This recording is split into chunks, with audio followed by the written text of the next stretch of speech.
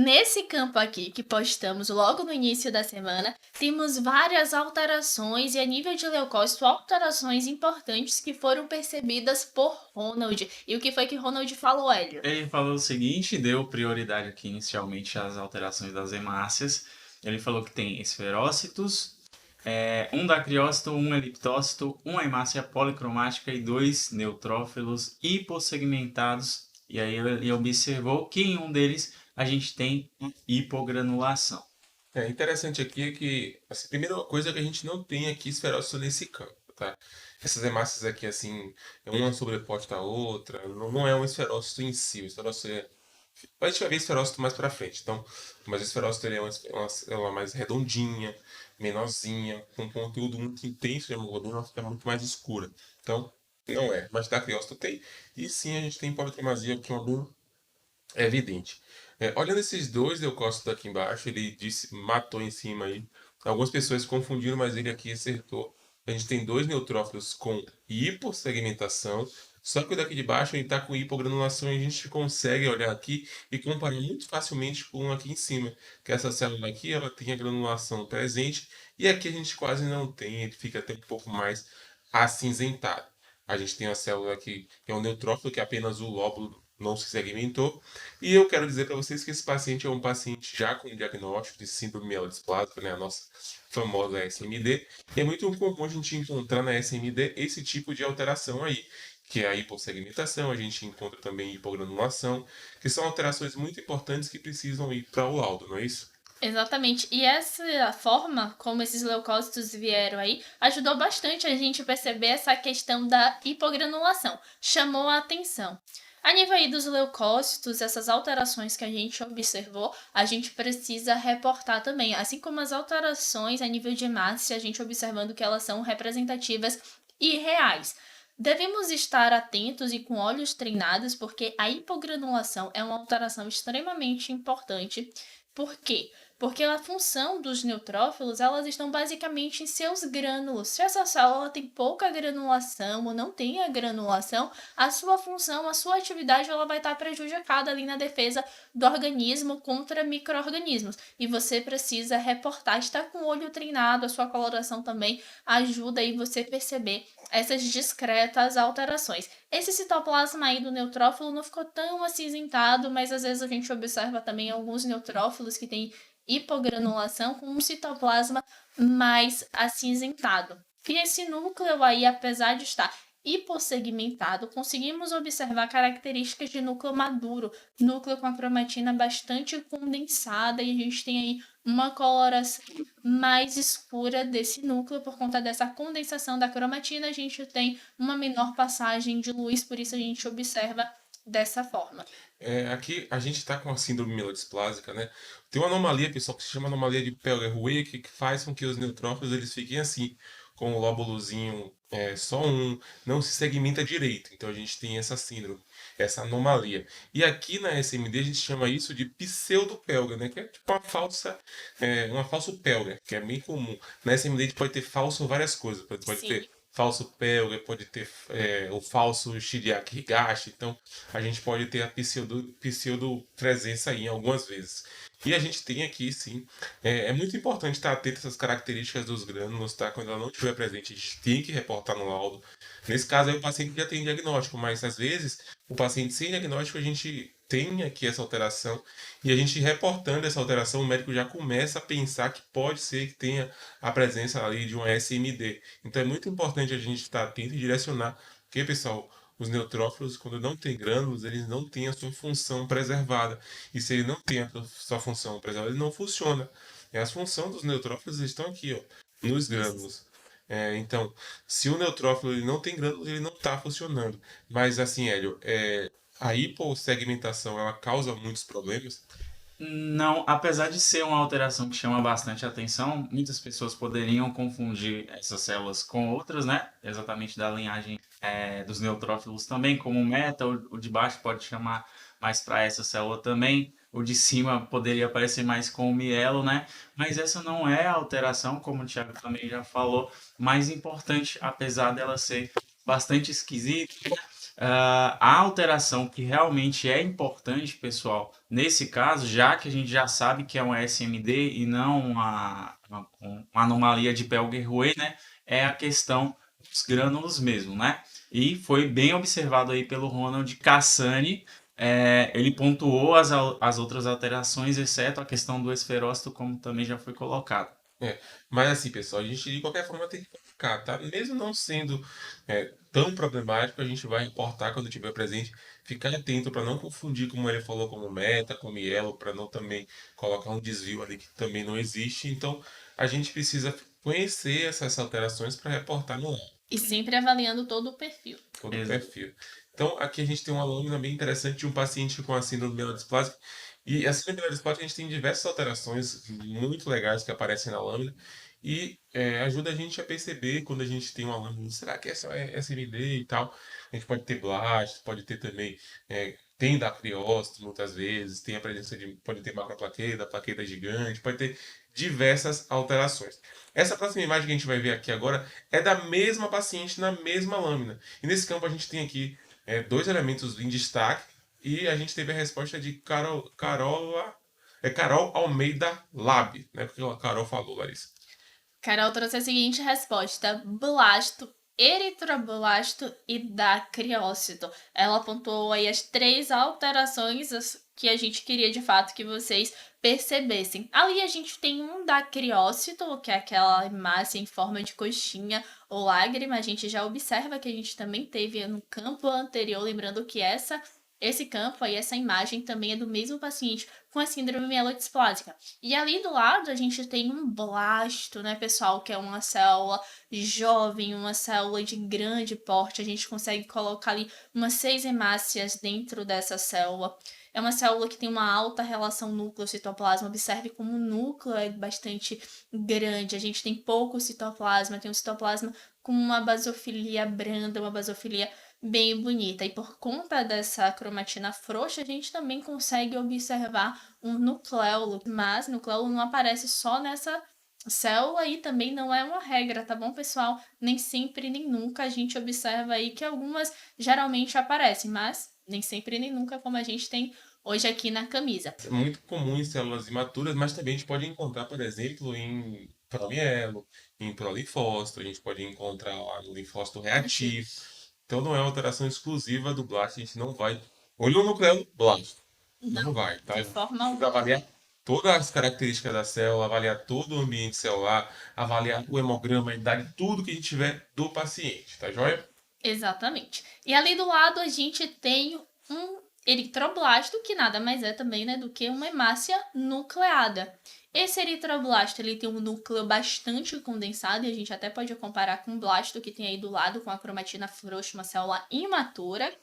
A gente tem também um citoplasma bastante limpinho, aquele citoplasma que é característico das hemácias. Essa célula talvez pudesse ser confundida com o linfócito, mas a gente observa que a coloração desse citoplasma é diferente do linfócito e essa cromatina ela é muito condensada e às vezes a gente observa as regiões esbranquiçadas que a gente normalmente não observa nos linfócitos.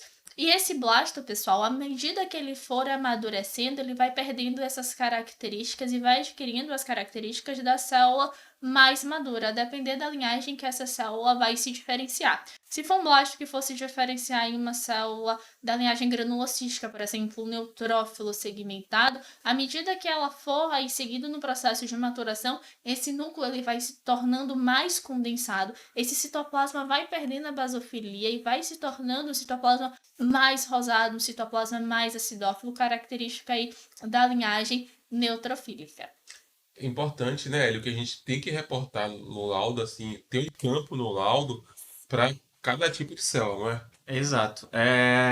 A gente tem aí, claro, diversos laboratórios que trabalham de diversas formas, e a gente tem aqueles também que tem lá o famoso presença de células imaturas. Mas como é que a gente vai ajudar o médico a chegar a um diagnóstico, até mesmo muitas vezes salvar uma vida, né? quando a gente não diz que células que são aquelas. Então, cada uma tem seu respectivo lugar e é importante que a gente coloque e conheça as características dela para poder classificar elas de uma forma correta. Porque se você coloca a presença de células imaturas, você pode estar dizendo que é bastão, que é meta, que é mielo, que é promielo, qualquer célula jovem, até um eritroblasto, por exemplo. Então você vai colocar, vai ter que ter um campo no seu laudo lá para blasto, vai ter um campo para promielo, para mielo, para meta, para bastão, para linfócito reativo, para monócito, para todo tipo de célula que está presente.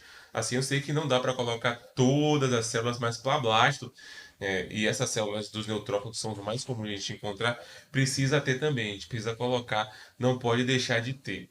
Você tem que ter um campinho. Caso não tenha, você vai ter que colocar na observação mesmo a quantidade e qual foi as células que você encontrou. Mas não pode deixar. E o eritroblasto, da mesma forma, você vai colocar na observação da série vermelha. Foi encontrado um eritroblasto em 100 células contadas, 2, 3. Quantos tiver, a gente vai colocar no laudo. E da mesma forma, as alterações de série vermelha, você vai precisar dizer que tem ali, por exemplo, tem dacriócito, você vai botar lá poiquilocitose, vai dizer qual é o POIC, vai dizer que tem dacriócito. Não pode apenas colocar a presença de POIC, não, tá? Tem que colocar qual é. Avaliando aqui essa próxima imagem também do mesmo paciente, tá? As 3 imagens que a gente viu até agora são do mesmo paciente. E esse aqui a gente tem aqui em destaque um dacriócito azulado, né? Um dacriócito policromático com um pontilhado basófilo, distribuído por toda a sua alteração, todo aqui o citoplasma dessa célula. Vários pontinhos azulados também, a informação que precisa ir para o laudo. E Rosângela Kramer falou o quê, Larissa? Ela trouxe aí muitas informações, né? Ela pontuou a anisostose discreta, lembrando que quando a gente fala de anisostose, a gente está falando da diferença de tamanho entre as hemácias, e se a gente observar aí esse campo, a gente consegue ver que tem essa diferença de tamanho, tem as hemácias maiores do que as outras. Ela percebeu a hemácia policromática ali do lado esquerdo, a gente tem uma hemácia com a coloração mais azulada, que caracteriza essa policromasia, o pontilhado basófilo, que é um dacriócito com esses pontilhados, esses pontinhos aí distribuídos por todo o citoplasma da hemácia, que nada mais é do que os ribossomos e RNA agregados. E tem um neutrófilo segmentado com a granulação grosseira. Observe que a gente observou 2 neutrófilos ali, um hipogranular, e aqui a gente já tem um neutrófilo com uma granulação mais grosseira, e no mesmo laudo também é uma informação que você precisa reportar. O seu laudo pode não ficar tão bonito, mas é importante que ele esteja correto com as informações necessárias aí para o médico, que permita aí o entendimento dessas informações e que ele possa seguir com a conduta e investigação do seu paciente. Ela colocou ali um eritroblasto policromático. Talvez a gente puxaria esse eritroblasto para uma célula mais madura, um ortocromático, apesar desse citoplasma estar mais azulado, porque observe, esse núcleo ele está bastante condensado e está bem lateralizado, logo vai ter a expulsão desse núcleo. Ela percebeu na outra imagem que está maior a presença de um estematócito, mas ela falou que não relataria porque parece ser artefatual e analisaria mais campo e está corretíssima. Os estematócitos, quando presentes, geralmente eles estão em maior quantidade. A gente não observa um ou outro. Quando tem assim, provavelmente é artefatual. Em caso de dúvida, você pode até repetir a sua lâmina. Pode ser devido a algum problema aí no momento da distensão. Vocês podem estar pensando, não, mas uma lâmina tem hipogranulação e hipersegmentação. Eu não vou colocar no lado que vai ficar feio, vai ficar estranho. Como diz aí o nosso colega Jefferson, lá da página analisesclínicas.prática, o laudo não precisa estar bonito, ele precisa estar correto. E nós assinamos isso muito embaixo, tá, Jefferson? Roubamos sua frase aqui, mas é isso mesmo. Não precisa estar bonito, tem que estar correto. E aqui a gente vai colocar assim, a presença da granulação tóxica e a presença da hipogranulação. Aí você vai dizer, alguns apresentando hipogranulação e outros apresentando granulação grosseira, granulação tóxica. E como a gente tem uma doença que tem bastante variação, né, pessoal? Como já foi colocado aqui, na mesma lâmina a gente tem uma hipossegmentação, a gente também poderia ter uma hipersegmentação, tinha uma hipogranulação, a gente já vê granulação grosseira. Vocês percebem ali e algumas pessoas podem estar se perguntando, nossa, eu tenho um dacriócito que já está com a coloração assim também mais basofílica e eu tenho também o pontilhado basófilo, é uma combinação de várias características. A gente já teve aqui, por exemplo, uma hemácia policromática que tinha um anel de Cabô e ainda tinha um pontilhado basófilo. Então, E verdade, uma vez eu vi também com Ravioli. Tudo na nossa. mesma massa. Então a gente percebe que realmente tem essa desordem, né? Como o próprio nome já sugestiona aí pra gente, é uma síndrome mielodisplásica. Então a gente pode enxergar de tudo. E é importante também, pessoal, que a gente não vai precisar dizer lá no laudo qual é o tipo de eritroblasta, mas a gente precisa dizer a quantidade, tá? Não pode deixar de colocar mesmo que você encontre um.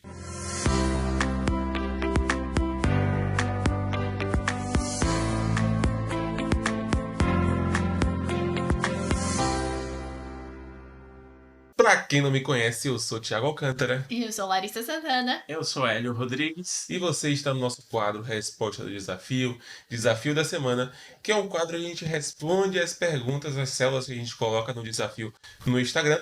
E a gente vai respondendo, toda segunda-feira a gente responde. Estamos há 44 semanas respondendo essas células em vídeo, então toda semana tem muitas imagens para todo mundo discutir. Se você está no YouTube, por favor, deixa aqui embaixo o seu comentário, curte a publicação, segue o nosso canal aqui e ativa as notificações no Facebook e no YouTube, Facebook e Instagram.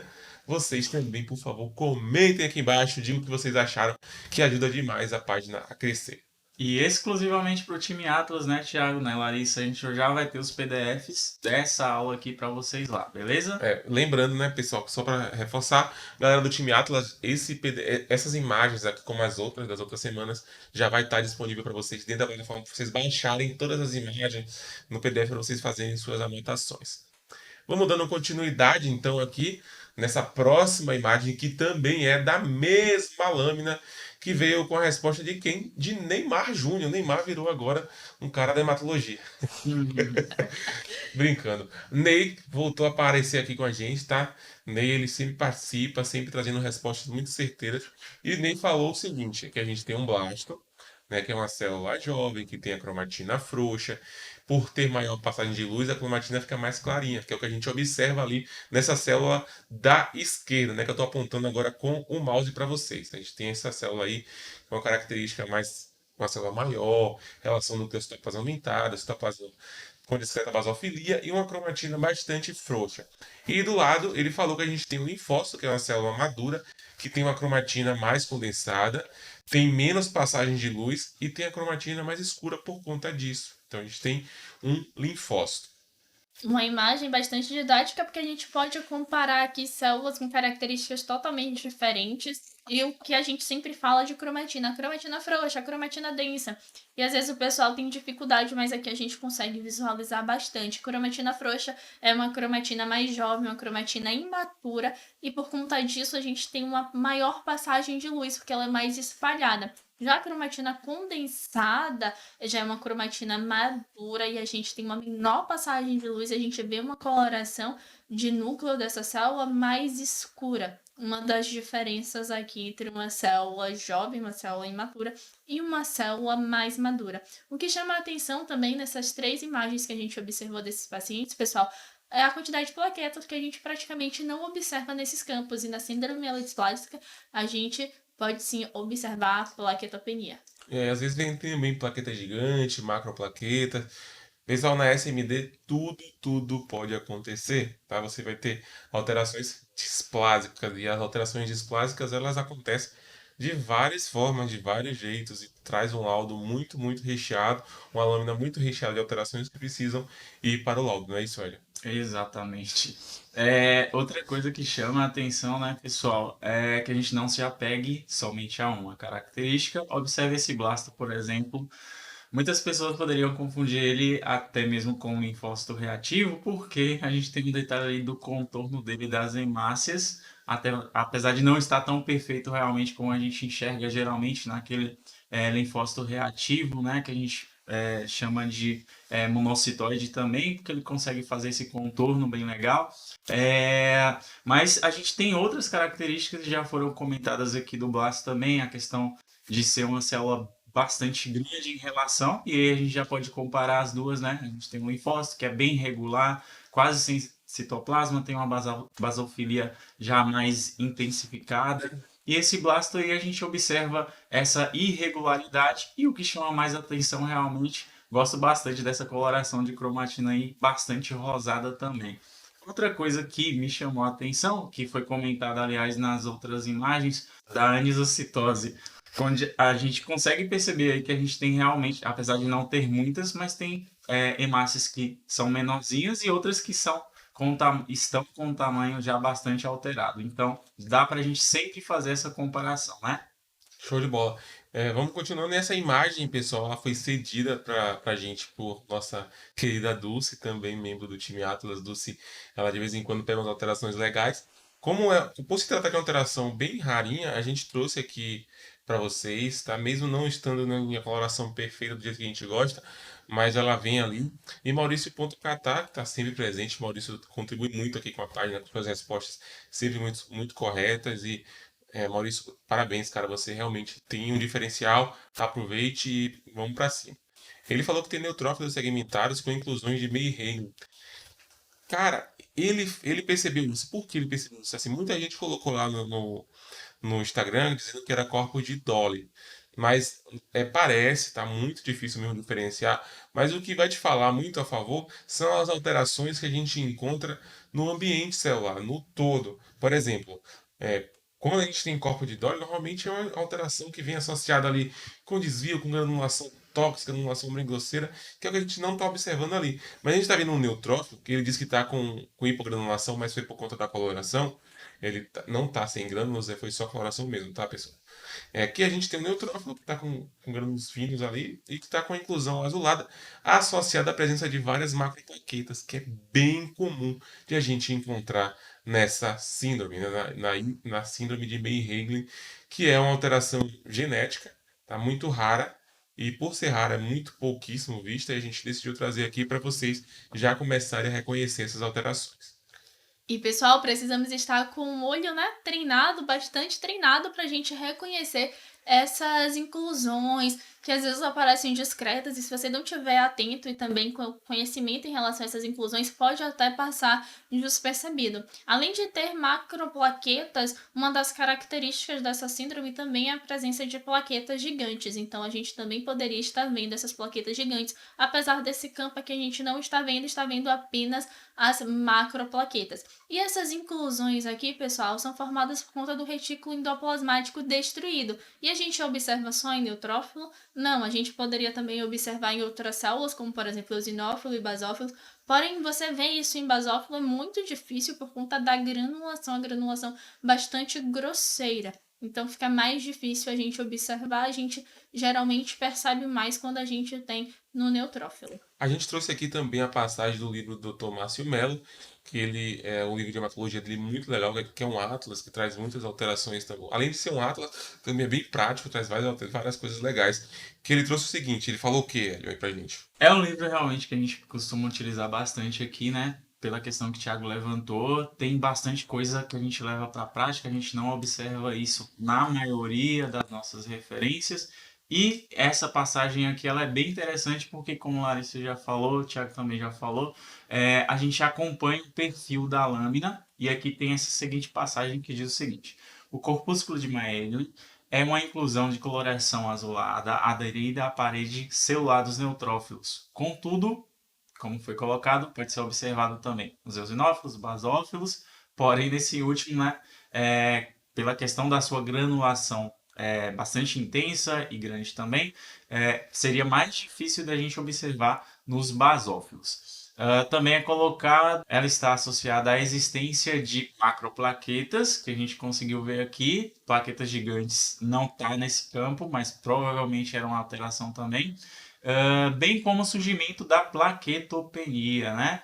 Também pode estar associado exatamente pela questão das plaquetas gigantes ou macroplaquetas.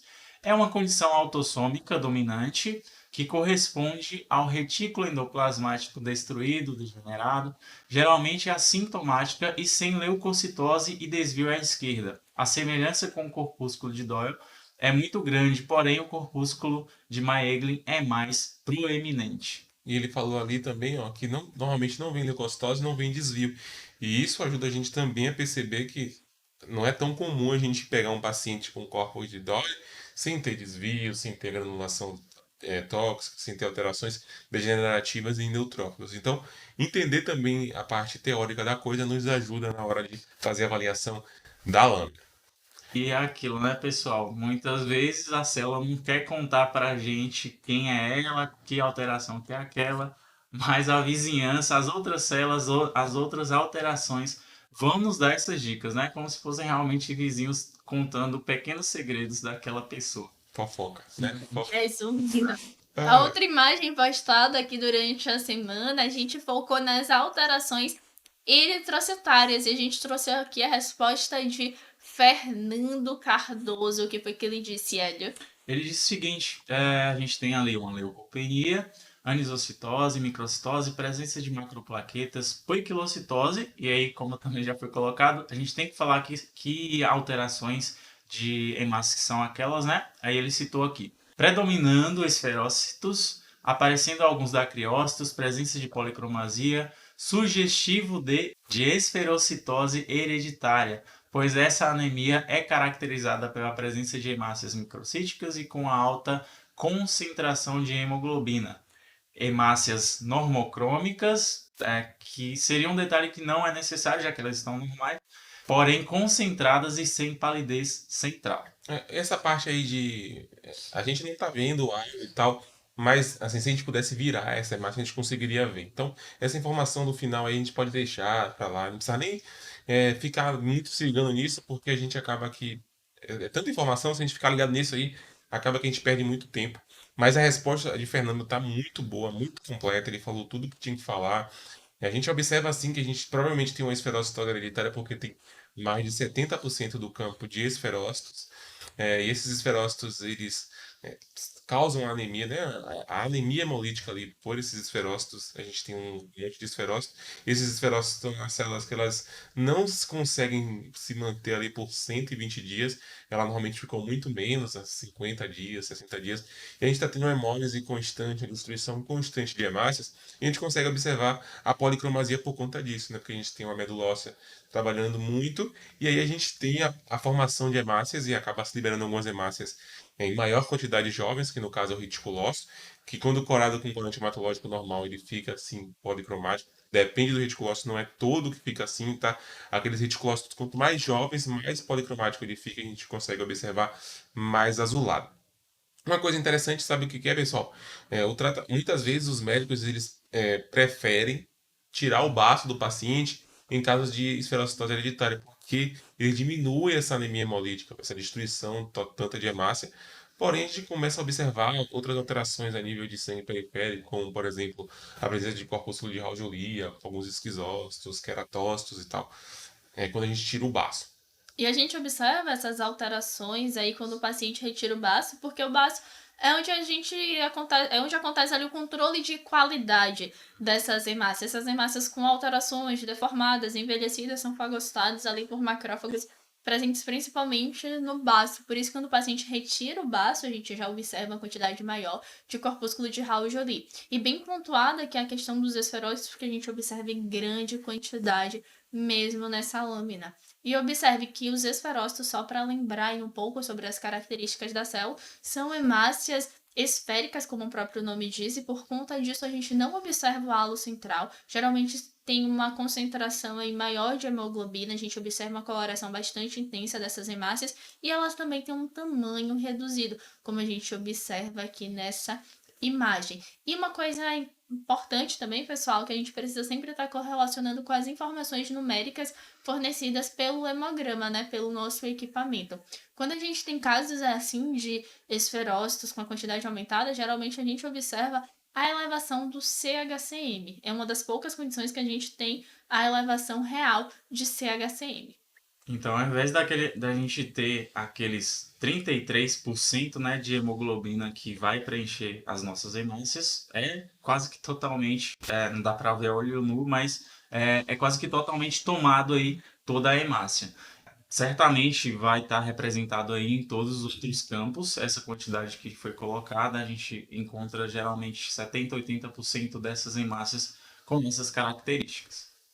E vamos dando continuidade. Essa imagem aqui também foi uma imagem Da mesma lâmpada que vocês viram de um paciente com SMD, e Samuel falou o seguinte: hemácias com hipocromia, com anisostose, o basófilo ali em cima, tá bem bonito, bem característico com seus grânulos intensos.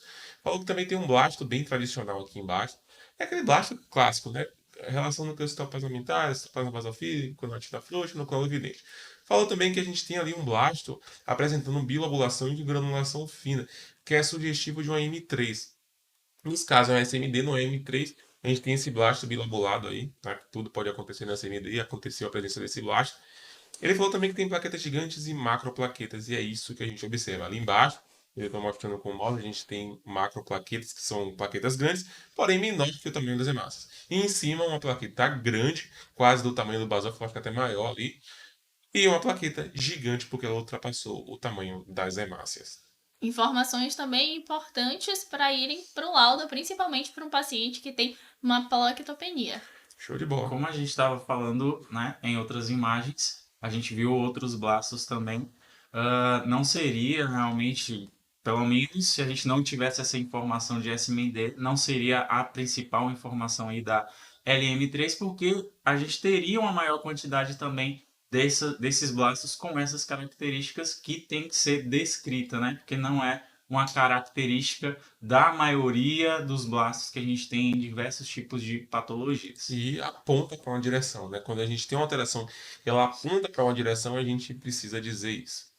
Então é isso aí, pessoal. Eu espero que vocês tenham gostado. Essa foi a nossa resposta do desafio. E é isso, pessoal. Durante a semana vamos continuar postando aí imagens e não esqueçam de responder porque a sua resposta pode estar no próximo desafio. Muito importante você comente e principalmente compartilhe. Chame mais um amiguinho para participar aqui também. Sua resposta pode estar presente aqui nos próximos desafios. Então, sua participação é o que mais importa aqui, porque como você já percebeu, né? A gente pega a sua referência, o seu conhecimento e a gente vai aplicar nas nossas imagens. Tchau! Tchau.